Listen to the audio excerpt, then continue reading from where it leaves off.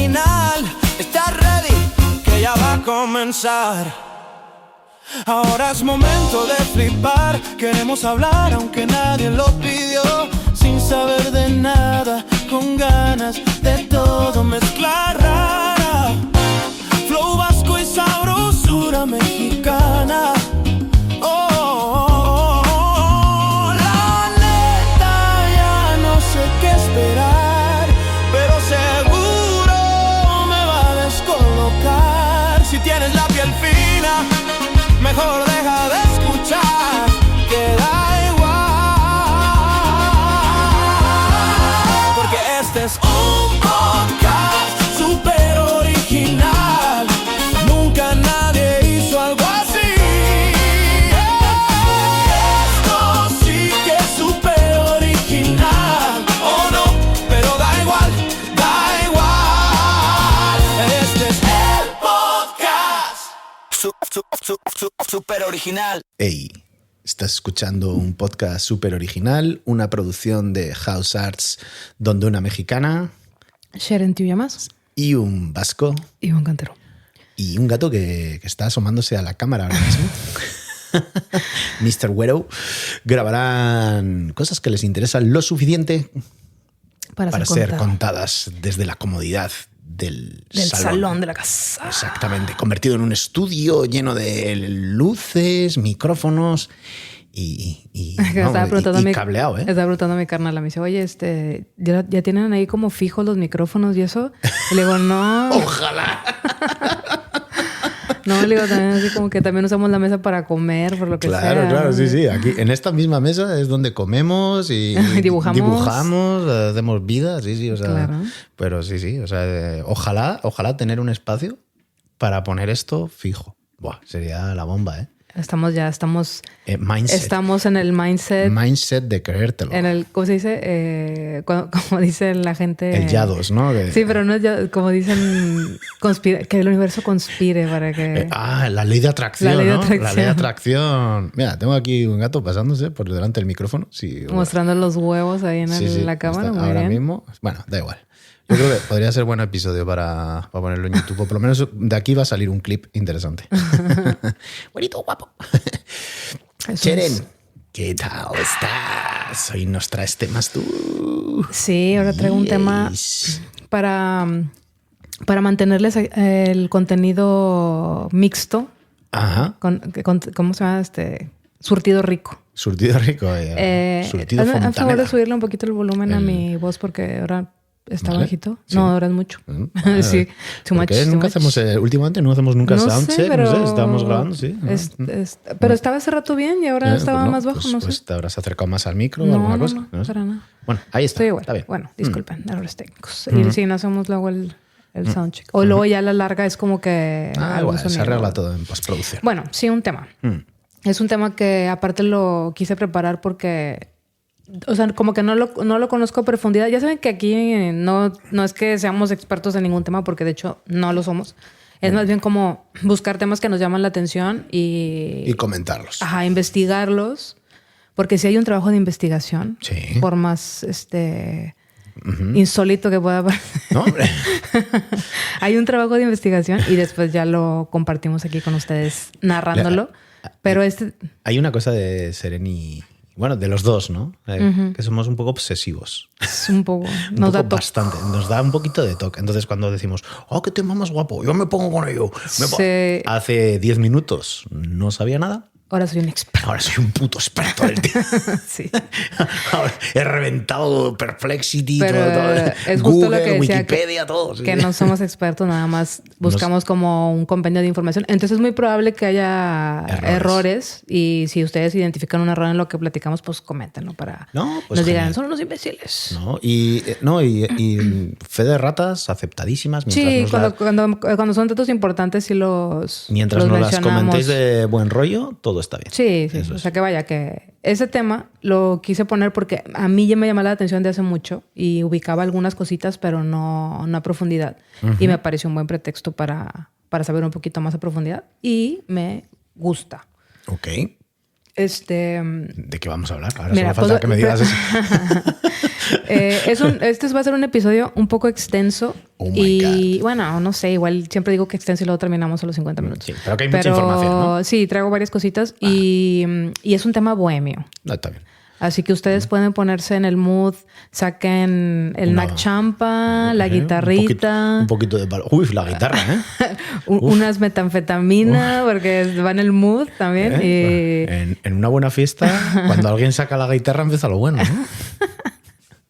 Vean la serie de Entrepreneurs. Está chida, Entrepreneurs. Sí. Si les gusta Pantomima Full, está chida. Muy está bien. chida, Una de las mejores series cómicas que se han hecho en España. Está muy divertida, Sí, está muy guay. Bueno, entonces vamos a situarnos en Estados Unidos una vez más, que he estado viendo que casi todas nuestras historias giran en torno o a México, Estados Unidos o España, ¿no? Sería como nuestro triángulo de las Bermudas, básicamente. Bueno, hay que salir. Bueno, el pasado fue del Samhain, que fue, bueno, el antepasado, que es celta, sí. Entonces, en Estados Unidos, después de la Segunda Guerra Mundial, o sea, ya llegando como a la década de los 50s, en donde Estados Unidos experimentó como una época de bonanza, ¿no? Tenían como un auge económico bastante elevado, que esa es la imagen que casi todos tenemos de Estados Unidos, en realidad. O sea, como está en los 50s que se consolidó el concepto de American Dream. Y el consumo a tope. Ajá, exacto.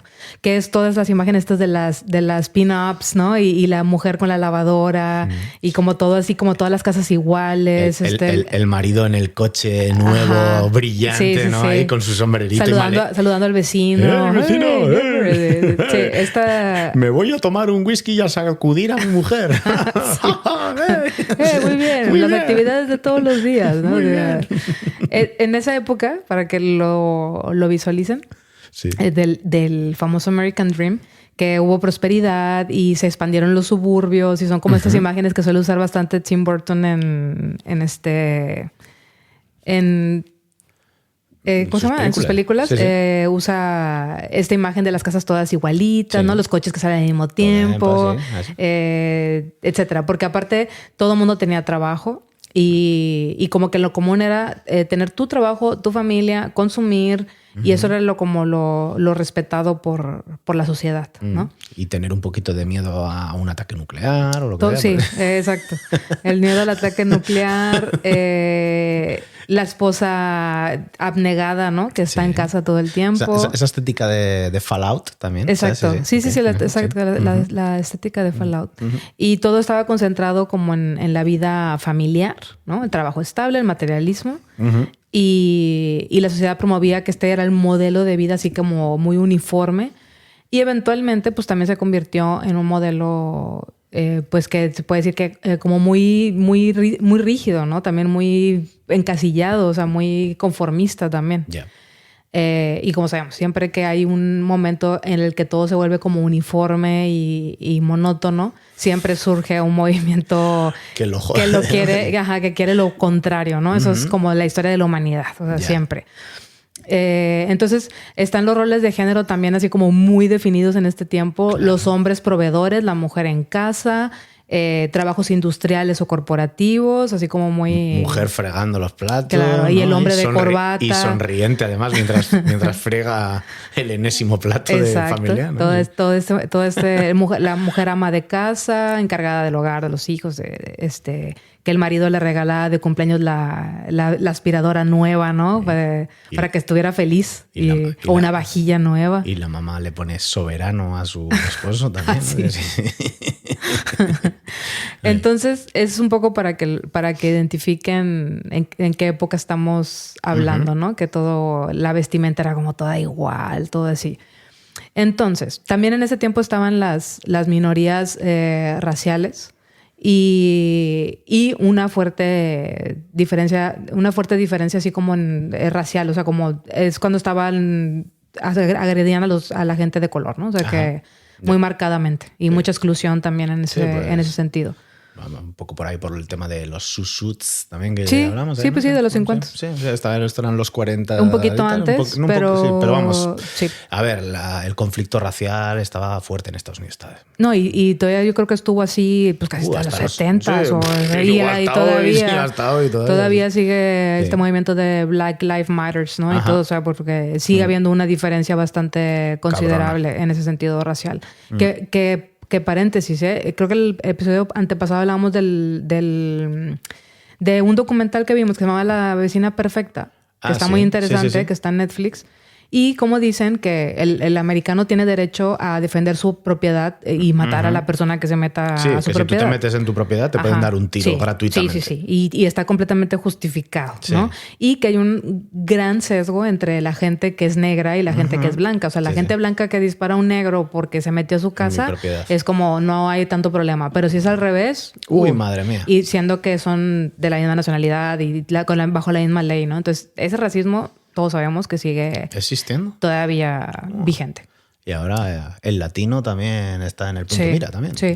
Y en ese tiempo estaba todavía mucho más marcado, ¿no? Y más abierto, o sea, que no se ocultaba tanto, era la gente lo disimula. Abiertamente racista. Sí. Era cool. Sí, era hasta cool, era lo normal. Fumarte un purazo y ser racista. Tomar whisky. Con hielo. Un sopapo a tu mujer. Sí, era lo normal. Era cool. Sí. Entonces, en todo este contexto social surge un movimiento literario y cultural que se caracterizó por rechazar todos estos valores tradicionales. Porque aparte, otro que, bueno, es un poco evidente, pero también todo lo que tuviera que ver con salir del estilo de vida que mencionaba y sexualidad que como para procrear. Monogámica, para procrear, heterosexual, blanca, ¿no? Misionero. O sea, no interracial y demás. O sea, era como lo normal. Y salir... interracial. Vamos, o sea, no. Uy, o sea... Me estoy mareando. Muerte súbita. Cualquier que saliera de esto era como muy mal visto, ¿no? Y en ese contexto, pues, surge un movimiento literario que rechaza todos estos valores tradicionales en la sociedad de Estados Unidos y empiezan a explorar, aparte, lo que digo aquí, la parte bohemia. Empiezan a adquirir gustos por la espiritualidad occidental. Ajá. Entonces, oriental, perdón. Empiezan a adquirir gustos entonces empiezan a meterse con el budismo, o sea, como a hacer una búsqueda espiritual para empezar, porque como que no era lo común, ¿no? Y la libertad individual, el ser nómada, el no tener una vida estable. El jazz era muy mal visto también, porque en su momento era del diablo casi, ¿no? Y estaba muy relacionado también con la comunidad negra. Negra y latina. Sí, entonces, los suites, lo que vimos, el swing, todo esto, sí. Y entonces este movimiento se hace llamar en ese entonces el movimiento beat, que tiene que ver con golpeado. O sea, como la generación golpeada. Vamos a hablar de la generación beat. Sí, la generación beat. De los padres de Flanders. Yes. Yeah. Oh, yes. Entonces, a partir de toda esta rigidez que había, esta gente empieza a decir así como, bueno, no nos mola nada este conformismo y esta monotonía, y empiezan a hacer una actitud de rebeldía mediante la escritura. Es durante el tiempo de la posguerra, que fue justo, ¿no? Después de la Segunda Guerra Mundial. Y esos escritores de esta generación que se hacían llamar beatniks, o que les decían beatniks de alguna forma como medio burlándose de ellos, pues buscaban una vida más auténtica, espontánea, más libre, vivir su sexualidad plenamente, consumir drogas, o sea... El que no hubiese normas también, ¿no? Así, eso es. Educar a los hijos sin normas y cosas así. Un poco... Pues no tenían hijos siquiera. O sea, de hecho eran un estorbo, ¿no? Sí, no tenían...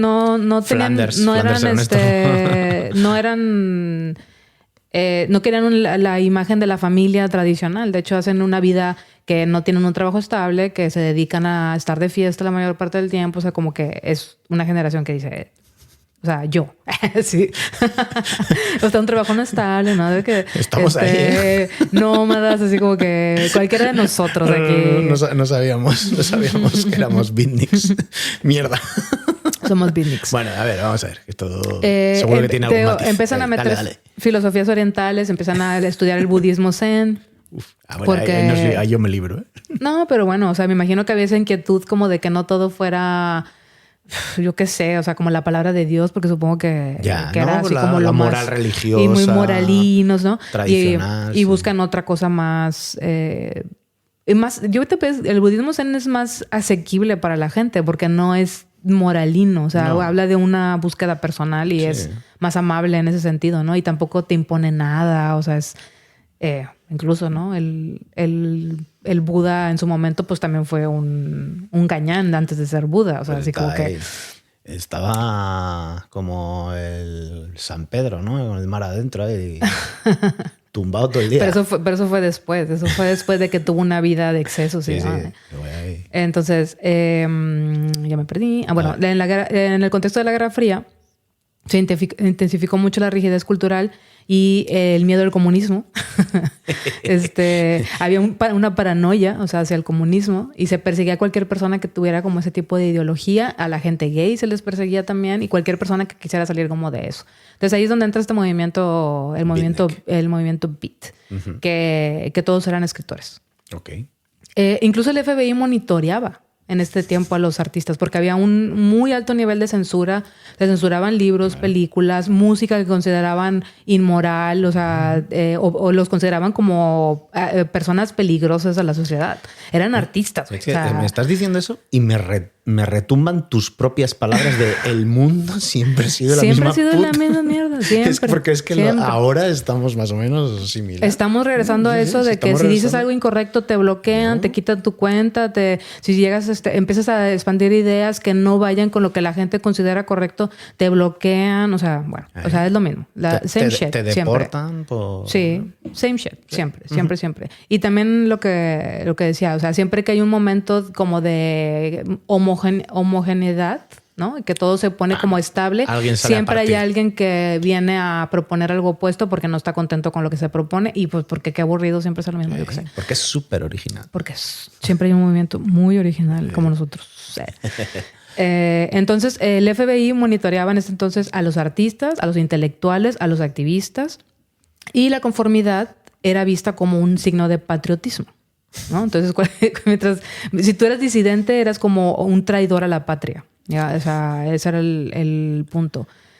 Siempre se saltaban los valores americanos, que eran los de lo que decía libertad, capitalismo, familia. Bueno, sí. La homosexualidad era ilegal y estigmatizada y se consideraba una enfermedad mental. O sea, en este tiempo te daban descargas eléctricas por ser gay. No, claro. Ajá, entonces era ese momento, ¿no? Era muy tabú. Y o sea, la historia que narraste tú la semana pasada, O sea, ni siquiera es en esta época y está todavía. A finales de los 70 es la historia que hablábamos la semana pasada, y los 50. Y estaban los trazos de todo esto. Sí. O sea, trazos largos, además. O sea que... Bueno, y depende de qué países a día de hoy. Consideren que tenemos que quitarnos todo este pedo de censura porque nos vamos a tardar 20 años en quitárnoslo de encima. A cómo vamos. Qué hueva. Ya te digo. Sí. En ese momento también había movimientos fuertes hacia los derechos civiles. Empezaba también las primeras oleadas de lo que conocemos actualmente como feminismo, pero las feministas de esta época que luchaban por salir de casa en realidad, ¿no? Por tener libertad de hacer una vida normal, ¿no? Sin tener que estar sirviendo a sus maridos todo el tiempo. Porque ahora muchas mujeres, me incluyo, nos quejamos de la situación y otras más, pero es como que no, güey, o sea, sí hay cosas que se tienen que todavía mejorar, pero no para nada estamos oprimidas como se estaba en este tiempo, en los 50, güey. O sea, aquí era la opresión. Y fue los primeros movimientos feministas también en estas épocas en Estados Unidos. ¿Qué más? Entonces, este movimiento literario actualmente ha tenido bastante influencia y creció originalmente en la costa este. O sea, como en el territorio de Nueva York. San Francisco. Pero San Francisco es costa oeste, ¿no? No, bueno, pues menciona que tuvo ramificaciones hacia San Francisco y las carreteras que iban hacia el oeste. Sí, pero se originó en Nueva York. Okay. Mira, fíjate, el movimiento beat lo he asociado siempre en San Francisco. Originalmente es de Nueva York. Pero bueno, o sea, dicen que también fueron como los puntos principales, Nueva York y San Francisco. Vale. Y algunos otros puntos, pero principalmente fueron ahí. Lo que les decía, se origina por el nombre beat de golpeado, ¿no? Como golpeado por la vida, agotado, abatido, o sea, como que sí, derrotado también inclusive. Y se consolida a través de un artículo de prensa que hizo uno de los artistas que formaban parte del movimiento, que, para no equivocarme, había dos que fueron los creadores como oficiales, uno se llamaba Jacques Kerouac. Espero decirlo bien porque es francés. Kerouac. Kerouac. John Kerouac. No sé cómo se escriba, pero igual es polaco también, ¿no? No, yo creo que es francés el apellido. Es John Cleland Holmes y Jack Kerouac. Vale. Son los como oficialmente empezaron este movimiento porque uno hizo un artículo de prensa donde usa el término beat y de ahí ya se pone como oficialmente la generación beat, ¿no? Vale.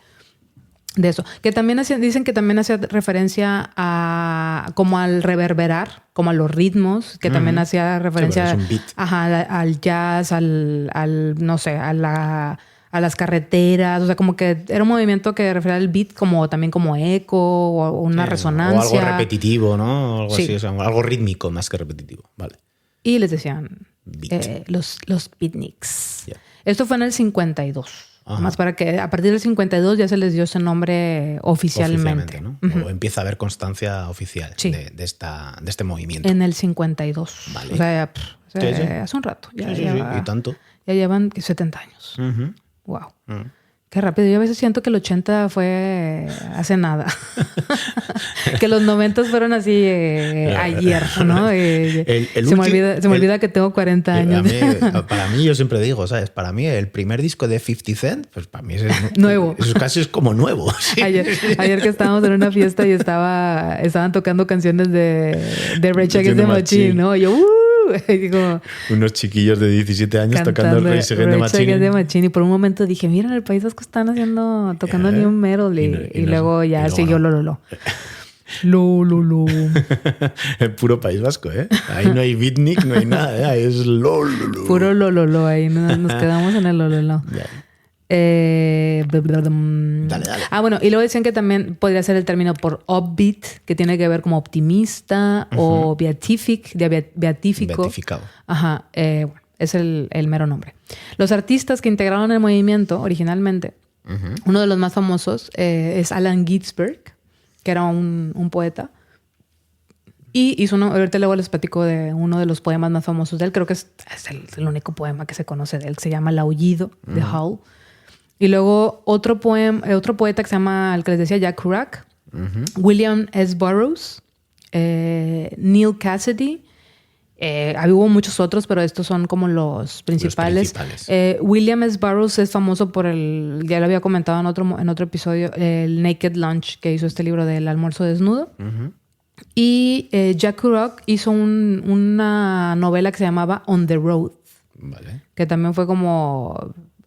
fue famosa porque dicen que la escribió toda de un golpe. Sí. Que tuvo algunas correcciones muy mínimas, pero que todo el texto es una novela pequeña que la escribió en papel, como en un papel, en unas servilletas y la escribió... Correcciones mínimas, sí. Drogas máximas. Muchas. Sí, ¿no? Horas escribiendo. Es que me apetece a mí escribir hoy. Me he vuelto aquí un poco anfeta y con la máquina de escribir. ¿Quién más estuvo? Es que realmente no son artistas que sigan vigentes ni nada más. Fueron parte de este movimiento. Contracultural. También estuvo otro poeta llamado Gregory Corso y otro que se llama Lawrence Fahrenheit o algo así. Y mujeres también hubo, pero con muy poca presencia. Y de hecho las mujeres que fueron parte del movimiento realmente no sobresalen tanto porque en este tiempo... Ser un hombre rebelde estaba muy bien visto, pero ser una mujer rebelde era como lo peor, claro. O sea, que te podía pasar. El enemigo público número uno, ¿no? O sea, las familias que llegaban a tener una mujer que se metiera en el movimiento beat era como, uy, o sea, casi esa hija está muerta para mí, ¿no? Sí. Entonces hubo algunas, entre ellas está una que se llama Marge Percy y Ellis Cowan, que fueron como las más conocidas. Ajá.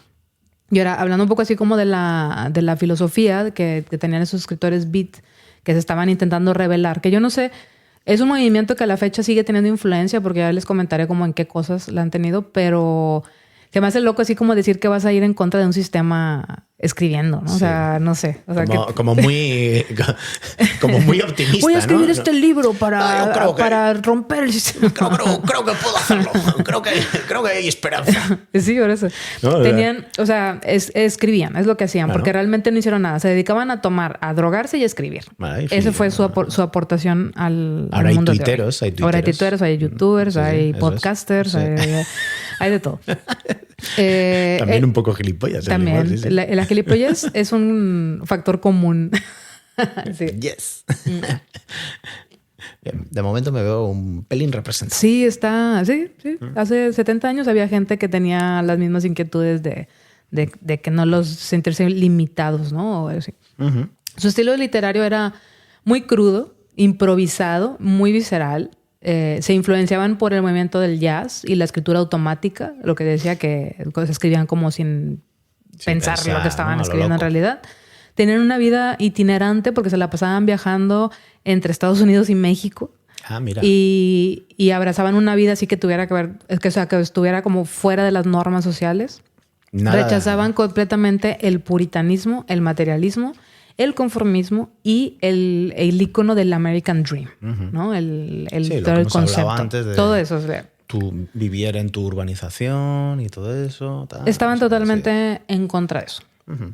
Buscaban, en la búsqueda de la autenticidad, rechazaron todo eso que tuviera que ver con tener un trabajo corporativo o la vida suburbana. Optaban por viajar, experimentar con drogas, explorar otro tipo de filosofías alternativas. Se interesaban por lo que decía el budismo, el misticismo, la espiritualidad no occidental. Escribían desde las vivencias casi todas las cosas y muchas veces sin corregir los textos, ¿no? Uh-huh. El texto del escritor que les comentaba, de Jack Kerouac, son 36 metros de papel. Me cago en mí. Que escribió. Pero no escribía en hojas. O sea, son 36 metros de papel. Dicen que lo escribió en papel del baño, creo que fue. O sea, que hizo así, o sea, 36 metros de papel. Y luego le viene otro. Es que el sapito este que me he fumado me afecta al estómago. Trae tu novela. Ese dato lo voy a confirmar, pero yo según tengo que sí fue en un rollo de papel y escribió 36 metros esta novela que se llama On the Road. Y que lo identificaban como escribir como si estuvieran haciendo jazz, ¿no? Ajá, o sea, como... Sí, a lo loco, ¿no? Como improvisando. Improvisando. Como fluyendo, ¿no? Dentro go with the flow. Sí. El jazz, puro jazz. Exacto, pero con la escritura. Dijo, esto está que te cagas, dijo uno. Jaja, eres un cachondo, le dijo el otro.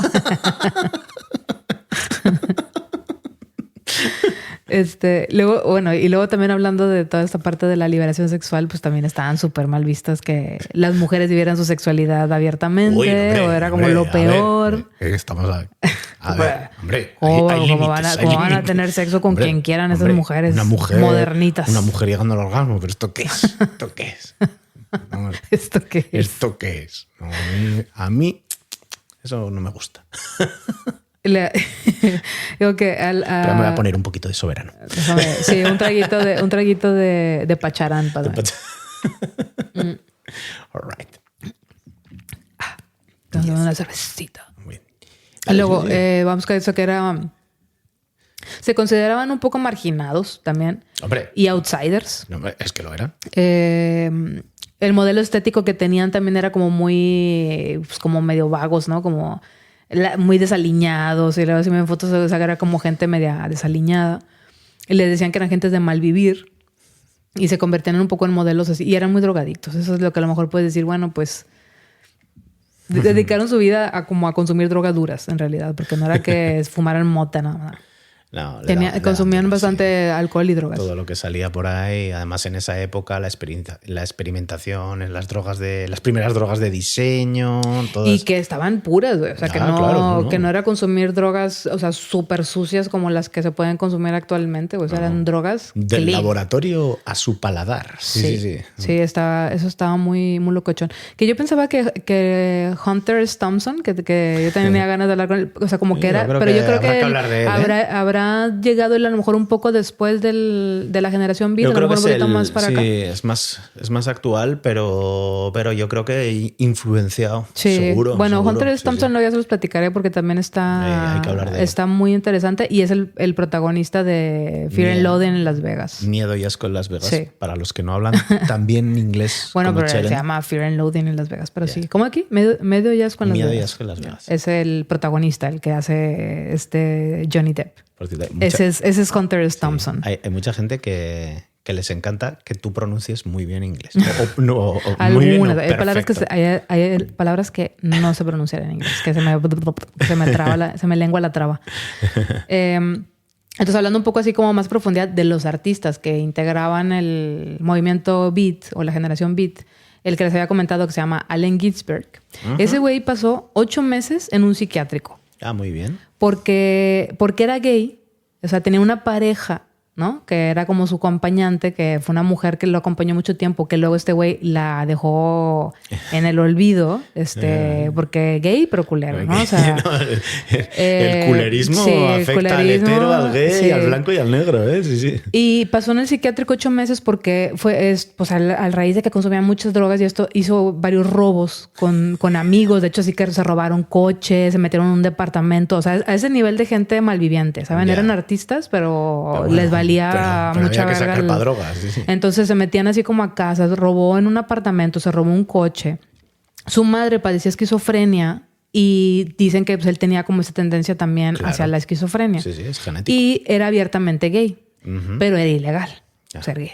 Entonces, como su familia tenía mucho dinero, también eso es un hecho, era una persona privilegiada, para que no fuera a la cárcel, le propusieron que se declarara como culpable de los robos y lo mandaron a un psiquiátrico para darle tratamiento por ser gay, ¿no? O sea, como por ese lado. El psiquiátrico por loca. Ajá. En el psiquiátrico, en esos 8 meses que estuvo, dice que conoció a otra persona que estaba internada que se llamaba Carl Solomon. Y ese güey fue el que Carl Solomon inspiró a este señor, a Allen Ginsberg, para que hiciera el poema que lo ha hecho famoso, que se llama El Aullido. Porque él escuchaba cuando a Carl Solomon le daban las terapias de electrochoque. Ah, los gritos. Y lo escuchaba gritar. Entonces amigo. dice que a veces él, o sea, como que eran amigos y que a veces no podía dormir porque estaba escuchando que estaban electrocutando a su compa. Y no solo lo electrocutaron por terapia, sino que lo dejaron tonto. O sea, ya no volvió a ser la misma persona a raíz de esta terapia de shock. Y le dedicó este poema a este señor, a Carl Solomon. Ok, qué guapo. Entonces, sí, está loco. Vale. Sí, qué guapo. Y este poema salió a la qué luz. Guapo. O sea, bueno, sí, cuando ves el poema que dices, ¿este poema qué? Pero bueno, sí tiene ese trasfondo, ¿no? Estaba inspirado en Solomon, que fue terapiado con electroshock. Con los gritos de y dolor. Que lloraba y gritaba y pues él lo escuchaba, ¿no? Entonces le dedicó el poema. Ese poema se fue publicado en el año 57. Fue considerado por el gobierno como obsceno y estuvo ante un juicio legal por obscenidad en Estados Unidos. Lo acusaron de ser indecente. Y después de mucho tiempo de estar como en pleitos legales por la escritura y todo, al final un juez dictaminó que tenía un valor literario redentor y le dio mucha validez al texto. O sea, al final un juez con criterio dijo, eso es una obra de arte. O sea, no tengo por qué enjuiciar a este señor. ¿Sabes? Entonces le dio el juez llorando ahí. Sí. Muy bonito, le gustó, o a lo mejor era gay también, o a lo mejor sabía de alguna otra persona que hubiera estado. Yo qué sé. Al final, se emocionó. Validó el poema, ¿no? El arte busca emoción también. Validó el poema. Sí. O sea, y ese fue, lo consideran uno de los hitos más fuertes de la libertad de expresión, que fue, o sea, en esta época, ¿no? Que era como tan censurable. Wow. Entonces, bueno. Y eso hizo que Allen Ginsberg se hiciera famoso, porque al final su poema sí pudo ser publicado, sí pudo presentarlo y lo presentó en lugares importantes aparte. Vale. El poema lo... Vaya tragazo. Casi me ahogo. El poema es muy extenso, pero muy, muy extenso. Y está locochón. Les voy a leer un pedacito. O sea, nomás así para que vean de qué va. Del aullido. Los highlights. No, agarré un pedazo así nada más. Que te llama la atención. Del principio. No, agarré un pedazo del principio porque son como... No, han de ser como unas 8 páginas de poema, más o menos. Si los 7 hubiese puesto aquí música de leer poesía. Música de leer poesía. No, pero es poesía beat. O sea, no voy a bueno, entonces nada. Ese es el aullido. Y la parte está como una narración rara. Dice... Vi las mejores mentes de mi generación destruidas por la locura, hambrientas, histéricas, desnudas, arrastrándose por las calles de los negros al amanecer en busca de un colérico pinchazo, hipsters con cabezas de ángel ardiendo por la antigua conexión celestial con el estrellado dínamo de la maquinaria nocturna. Que pobres y harapientos y ojerosos y drogados pasaron la noche fumando en la oscuridad sobrenatural de apartamentos de agua fría flotando sobre las cimas de las ciudades contemplando el jazz. Ese es el poema. O sea, es como una narración Claro. así. Y también hay que tener en cuenta que en inglés igual también tiene... En inglés ha de estar más Claro, chido, sí, definitivamente. sí, sí. En inglés ha de tener, Su supongo, ritmo, más, ¿no? Su más ritmo, ritmo. Porque eso este es. está como muy, que sería como ritmo asonante, Sí. ¿no? Es un poema muy largo, pero sí les recomiendo que le echen un vistazo porque está locochón. Por lo menos Y luego hace empieza a hablar de, pues habla de drogas y sueños y Ya. el alcohol y vergas y bailes y cosas así. Bueno. Muy, muy gay y muy drogadicto. Bueno, está bien. Pero supongo que pero en la época en la que se estaba haciendo... Transgresor pues, muy, a tope. Muy transgresor. Y luego otra de las personas que fueron famosas del movimiento fue William Burroughs. Okay. Este señor, a mí me llama la atención un chingo, aparte porque en su momento vi El almuerzo desnudo y fue una película que me pareció como muy incómoda de ver. La he visto un par de veces, pero es muy loca, o sea, es incómoda porque no sé, es rara. O sea, si alguien la ha visto, igual coincidirán en que es como un viaje de ácido todo el tiempo, así, muy rara. Y él tuvo un incidente que él, también lo mencioné antes, que se llama el incidente de Guillermo Tell. Y Ay, Dios. le conocen como el incidente de Guillermo Tell. Vale. Sí. Y mató a la que era su esposa o novia, que se llamaba Joan Vollmer. No, no. El 6 de septiembre de 1951, en la Ciudad de México, Burroughs mató accidentalmente a su esposa, que se roceció. O sea, la mató accidentalmente, entre comillas, ¿no? Porque dicen que ella lo retó y que él, o sea, se puso una copa de vino, un vaso o un vaso, algo así en la cabeza, y él trató de dispararle al vaso. Ah, qué bien. No, ¿qué puede salir mal? Drogados, borrachos. Oh, no. Y eso sucedió en México. ¿Ah? Entonces... Es prácticamente legal. Casi prácticamente legal. Pues por eso no lo metieron a la cárcel, porque estaban en México en ese entonces y porque estaban huyendo precisamente de problemas legales que tenían en Estados Unidos relacionados con las drogas. Y hacen esta cosa de jugar a Guillermo Tell, dispara, le falla, le dispara en la cabeza a la chica, la mata. Y está detenido en México por unas semanas, o sea, ni semanas. Está detenido en México 13 días. No me jodas. Lo dejan salir con una fianza de $2,300 que paga su familia. Sí. Que bueno, que en la época sería una pasta también, ¿no? Ajá, sí, sí. Habría que hacer el cálculo. Pues sí, pero matar a alguien por $2,300. El juez dijo, jajaja, eres un cachondo, jajaja. Le dieron, o sea, dicen que sobornaron muy cabrón a la gente, obviamente, porque mi México querido, pues oye, por ser legales y honestos, legales y honestos no creo que sea como uno de los referentes que hay. O sea, sobornaron a todos. México y soborno no, ¿eh? En la misma oración no la quiero ver yo. Entonces sí, o sea, después de darle con una pistola Star 380, falló y le dio en la frente y la mató al instante. La llevan al hospital y todo, pero bueno, murió, ¿no? Y les digo, estuvo 13 días en el hospital, pagó una fianza de $2,300 y al final fue clasificado como un accidente o no como un asesinato intencional. Qué mal final de fiesta. Su abogado, que era un señor llamado Bernabé, que era bastante influyente, pues dicen que sobornó a toda la gente que manipularon testigos, evidencia y inclusive hubo un testigo clave que al final cambió la declaración, que dice que le habían dado mucho dinero.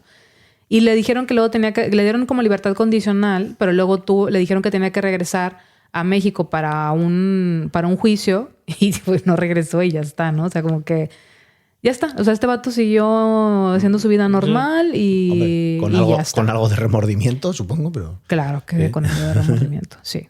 Sí, de hecho, la obra dice que la inspiración realmente ese señor dice que lo que lo hizo ser escritor es el remordimiento de haber matado a su mujer. Que hacerte un Guillermo Tell, madre mía, ¿eh? Hay una declaración de él, dice que la culpa fue la que lo hizo escritor, en realidad. Ya está. Pero vivió su vida normal, ¿no? O sea, nadie lo metió a la cárcel y siguió escribiendo. En el Naked Lunch viene esta escena de cuando mató a Joan. Wow. Y luego las mujeres de la generación Beat. Que luego hay unas declaraciones de alguna de ellas que dice, hubo mujeres, dice, que estaban ahí y yo las conocí, pero sus familias las encerraban en manicomios. Se les sometía a tratamientos de electroshock si se hacían rebeldes. En los 50, si eras hombre, podías ser un rebelde, pero si eras mujer, tu familia te encerraba en un manicomio. No, es así. Entonces, una de ellas era Marge Percy, que también fue... ella hablaba de feminismo, feminismo literario estadounidense y feminismo radical. Uh-huh. Y pues compartía las mismas ideologías de protesta del movimiento Beat. Y tenía pues un montón de poemas. Yo no sé, yo tengo fragmentos de poemas, pero bueno, al final son... Sí. Está muy bohemio esto. Y luego Ellis Cowen fue otra que... Ellis Cowen ya murió en el 62. Ella es del año 33, murió en el 62. La que mencioné al principio, Marge Percy, sigue viva, que decía, tiene ahorita 89 años. Y sigue siendo un referente muy, muy importante en el feminismo literario y radical. Vale. Y Ellis Cowen, pues bueno, Ellis Cowen ya murió. Ella es la que estaba con el que te decía que el escritor Alan, el que escribió El Aullido, era como su pareja, pero el vato era gay. Entonces en algún momento como que se cansó y le dijo, ay, soy gay. O sea, y la mandó a chingar a su madre. Uh-huh. Y ella, pues para ella sí era importante, ¿no? O sea, para ella no era como una fachada. O sea, ella realmente sí estaba enamorada de él. Entonces fue bastante duro, fue rechazada. Su familia también la rechazaba muchísimo.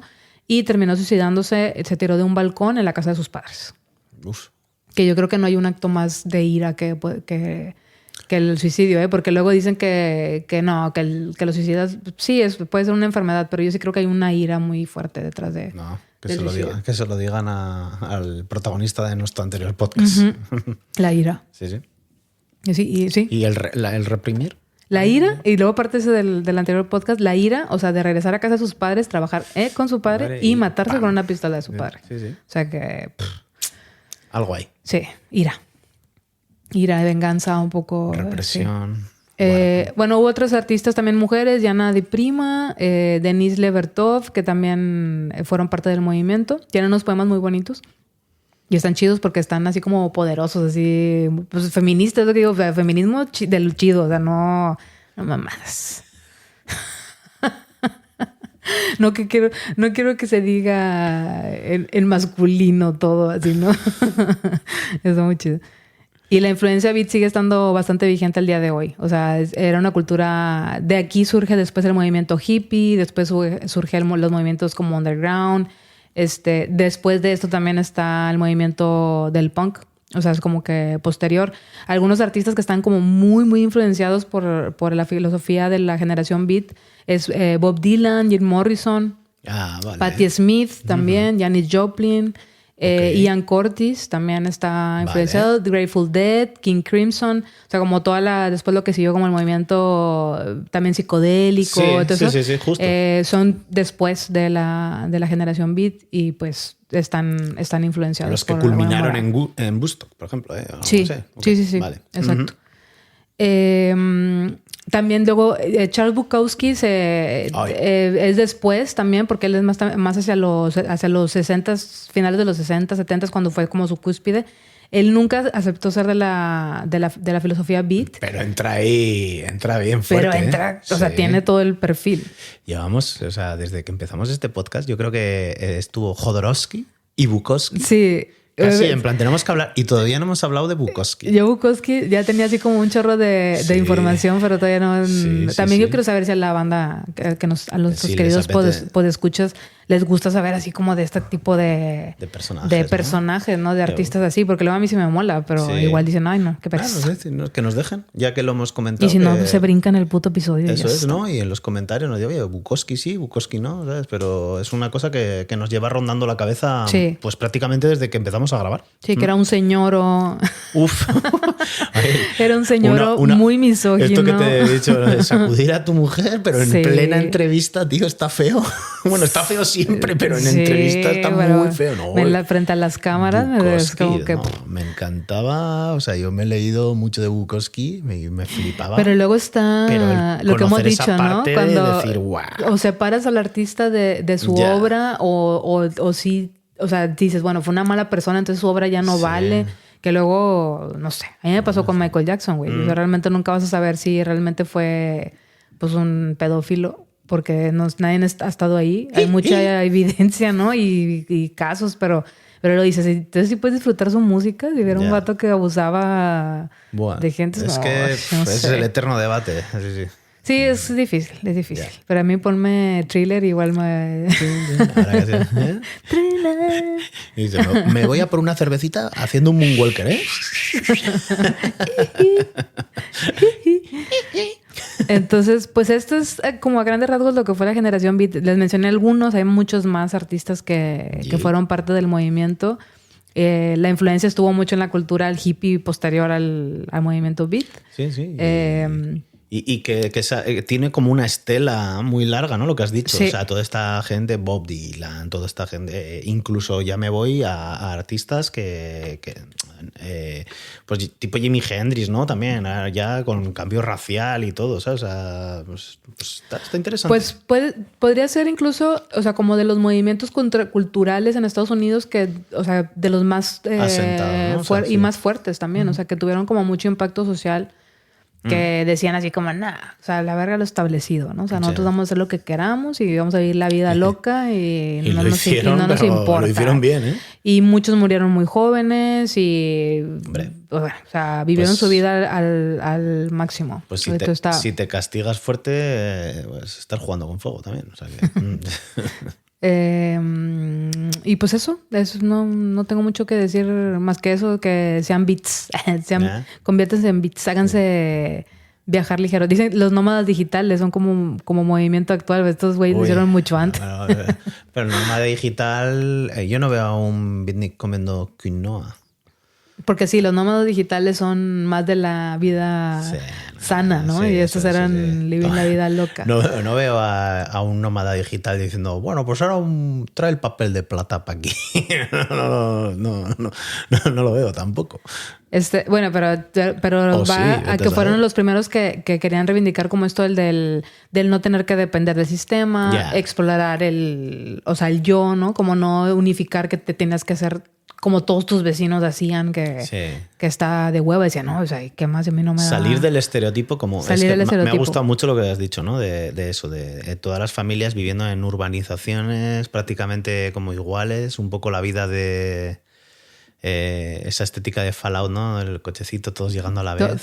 Los mismos colorcitos, todo. Un poquito el show de Truman, pero a los años 50, ¿no? Sí. Sí. Ellos también, o sea, por ejemplo, lo que hicieron ellos, o sea, sigue permeando mucho a lo que conocemos ahora, que lo vemos ya como a lo mejor ya muy integrado, pero ellos fueron los primeros que pusieron las narrativas del diario de viaje, de estar en carretera escribiendo, o sea, ellos fueron los que lo pusieron, o lo hicieron al menos público, ¿no? Digamos. Que hacían como la autoficción. O sea, la poesía estaba basada como en ellos mismos, en la autoficción. Por eso digo que Hunter S. Thompson también era como, con su periodismo gonzo, era una forma de beat también. Y Bukowski era su vida. Toda su vida también. Se llamaba Chinaski en los escritos, pero era él. ¿Sabes? Dicen, la poesía de lo cotidiano. Ajá. O sea, como hablar de eso, ¿no? No de cosas mitológicas, no. O sea, hablar del día a día, pero con poema. Ya. Y en España también dice que llegó aquí con el interés por la literatura extranjera en la transición.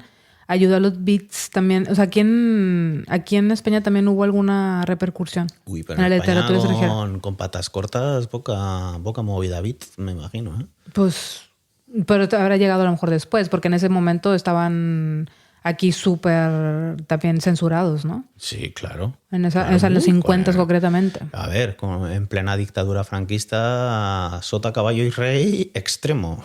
Sí. Olvídate Sí. Pues habrá alguna influencia vida aquí, ¿eh? Lo voy a checar a ver qué escritores agarraron un poco esta tendencia. O igual gente que emigró a Francia. Torbe. Seguramente Torbe es la representante de la generación vida aquí. Torbe es el beat de aquí. Entonces, ya está. Dios mío, canceladísimo. Tengo un libro firmado por Torbe ahí. Canceladísimo, Iván, ¿eh? Cuidado, no digas eso. No, mira, de hecho tengo dos. Sí tengo el dato. En España tuve con los escritores como Fernando Merlo.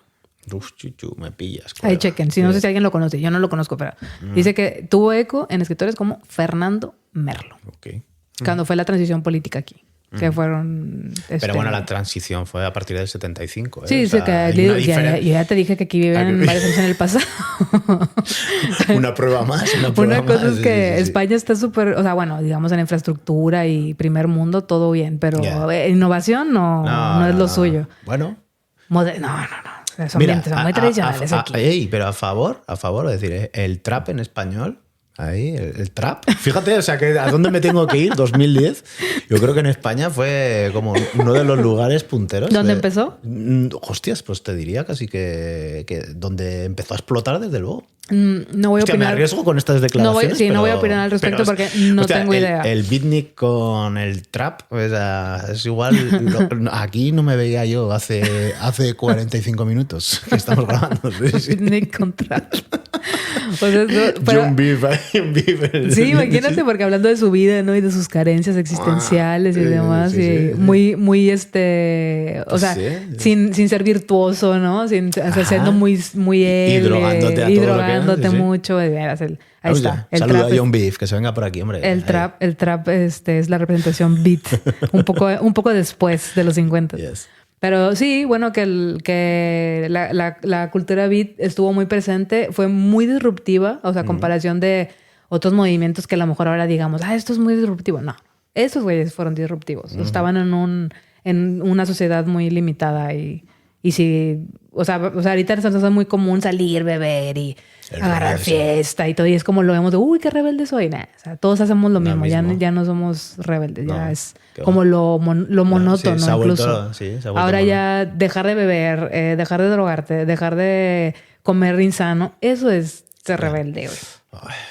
Qué hueva también, ¿no? Qué hueva. Sí. Seamos rebeldes falsos. Sí. De discurso nada más. Buscar otra manera de ser rebelde, ¿no? También porque... Y soy rebelde. ¿Tienes visto esa novela que hizo, no? ¿Esa novela de Rebelde? Creo que sí. ¿De RBD? Sí, RBD, ¿no? Y sí. soy rebelde. No lo veía. No, yo tampoco la vi, pero la canción imposible conocerla. En aquellos tiempos yo estaba escuchando Tupac. Uy, rebelde. Era rebelde. Qué rebelde eras. Malo. Bueno. Pues nada, si sabían de la generación Beat, pues ahí coméntanos a ver qué sabían de ella, si conocen algún otro escritor que sea de la generación, o si saben de influencias que tenga esta generación aquí, o sea, o donde sea. Ellos iban mucho a México, de hecho, y dicen que nada más iban a drogarse, que no... Que está más barato, ¿no? Iban a México a drogarse, que ignoraban completamente a los intelectuales mexicanos, y los intelectuales mexicanos no les gustaba la generación Beat porque eran más formales, eran más, no sé, traían otro rollo, no iban de, sí, vamos a drogarnos y todo. O sea, eran muy diferentes, chocaban, pero los beats iban a México pues a pasarla bien, ponerse a agarrar fiesta. Hasta el Ohio. Sí.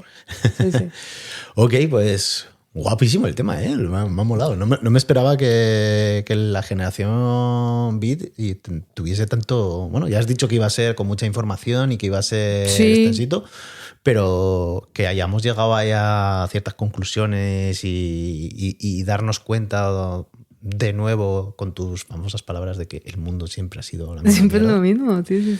Está guay. Eventualmente saldrá algún... A mí luego me da curiosidad, o sea, ¿qué tipo de movimiento tiene que salir ahora para que sea disruptivo? Porque ya es como súper difícil hacer algo disruptivo. Buena pregunta. Que igual invitamos a la gente a que nos lo diga también. Sí, ¿qué tipo de movimiento creen que pueda ser disruptivo el día de hoy? Comentárnoslo en el WhatsApp, en un audio. Sí. Ahí. ¿Te sabes el número de memoria o todavía seguimos sin saber? 67285 1600 1600. ¡Ey! ¡Vámonos! Si es 85, ¿ah? Sí. No va a ser que... No, 67285 1600. 1600. Hostia, oficialmente no sabemos nuestro número, ¿eh? Nos costó nada más 3 semanas. Problemas del primer mundo, ¿eh? Sí, o sea... Vale, estamos grabando un montón de podcasts seguidos, por lo tanto, si en el transcurso de lo que estamos grabando nos entra algún audio, lo pondremos en los siguientes, pero estamos ahora mismo sin ningún audio Así que, por favor, mandarnos, que nos hace muchísima ilusión oír vuestras voces. Y si no, también nos podéis seguir en @unpodcastsuperoriginal en Instagram y en nuestra página de Facebook, como buenos señores mayores, ¿eh? Habéis pasado ahí... habéis hecho esa revisión de próstata, tenéis Facebook. Estamos en un podcast súper original en el Facebook. Y nada, y que os agradecemos que nos escuchéis, que nos dejéis cualquier tipo de contactos. Darle a seguir, por favor, que hay mucha gente que lo que decíamos antes. Recomiéndenlo y si no les gusta, recomiéndenselo a la gente que les cae mal. Eso es. O sea, esa persona de tu curro que no aguantas con ella y tal, pues es mejor se lo recomiendas. Y si te gusta mucho el podcast, pues ahí en la descripción tienes nuestro PayPal, que es paypal.me/El Vasco y la Mexicana. Nos metes ahí un dinerillo o también nos puedes poner... O si quieren invitar algo al güero. Ajá, eso es. Para le gusta el churu. Eso es, el churu. Comida premium, que no es gilipollas. El gato es el gato, pero no es gilipollas. Se come muy bien. Sí. Y también tenemos ahí nuestras billeteras de cripto, de Ethereum y de BTC, por si queréis meternos, como hizo un oyente hace poquito, que se lo agradecemos un Y que no sabemos montón. quién es todavía. Sí, y no ha dado muestras de vida, así que... No, pero chido. Bueno, muchas gracias. Yo creo que en mi cabeza fue Satoshi Nakamoto el que hizo eso. ¿Quién es Satoshi Nakamoto? El supuesto inventor del Bitcoin, ¿no? Claro, porque habla español perfectamente y escucha este podcast. Bueno, pues, ojo. ¿Qué? ¿Están los mezcaldunes ahí? Ahí vienen. Se oye que están ahí... Ay, Dios mío. Afinando. Uf. Uy, no, la copa en la cabeza no te la pongas, ¿eh? El gordo. Aquí Guillermo Tell no queremos, ¿eh? Guillermo Tell, no, mira el gordo. Jugar Guillermo Tell en esta casa, no. Uy, Dios mío. A ver si... En la calle sí. Sí. Bueno, mezcaldunes son muchos en la banda. Igual mañana falta alguno. Pero os dejamos con una canción que esta vez está bajo la batuta de la licenciada Llamas. Yay. Nos escuchamos en una semana. Muchas gracias. Nos escuchamos, gracias. Adiós. Chao. Luces rotas, humo azul en el bar. Gente del mal vivía buscando un lugar. Iluminados por las drogas y el alcohol, fuera del orden social, rezando sin Dios. Somos los Beatniks, venimos a romper lo que tú llamas normal, lo que no deja arder. Poetas, yonkis, letras no mamadas, sin perdón. Al carajo la sociedad, queremos más pasión.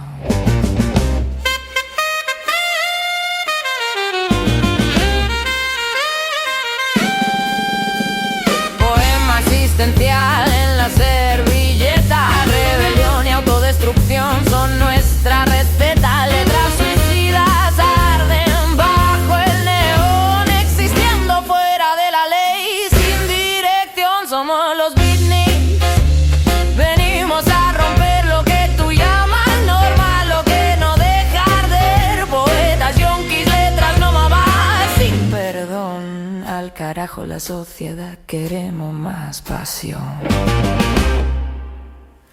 Cada error es ritmo, cada herida, yes. La vida improvisa y no mira atrás. Nómadas del verbo, errantes del dolor. Somos la palabra antes del motor. Somos los Beatniks, venimos a romper. Poemas suicidas al borde del placer. Al carajo la sociedad, queremos más. Rebelión, autodestrucción, nuestra paz.